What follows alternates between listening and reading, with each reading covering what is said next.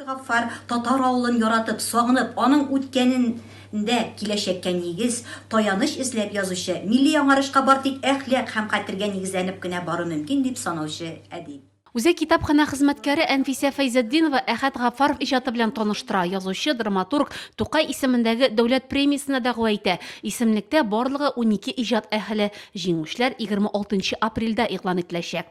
Җил капкасында чөйгенә, бикләмәгән ишеген.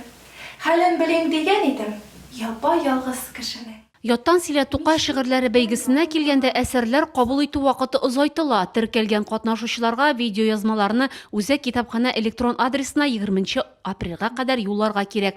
Конкурс дистанцион рәвештә бара. Япь-яшь кызлар китте ут эшенә. Оныта алмам, мәңге оныта алмам, йөрәгемнең әрнеп сызлавын. Әлеге проектны шәһәр советының депутат хатын-кызлары оештыра. Шигырь укуда Түбән Кама гүзәл затлары катнаша. Сугыш ачысы ветераннарның тән һәм күңел яралары, сагыну, җиңү шатлыгы. Әсәрләр шул хакта. Эстафетаны халык иҗаты йорты хезмәткәрләре дә дәвам итә. Җиңү алып килгән яз айларын һәрбер буын көтә өзелеп, аны каршылаучы ветераннар әйтерсең дә кала сөзелеп.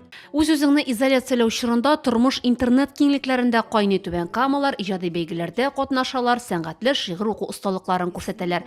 Популяр темалар арасында җиңүнең 75 еллыгына багышланган әсәрләр.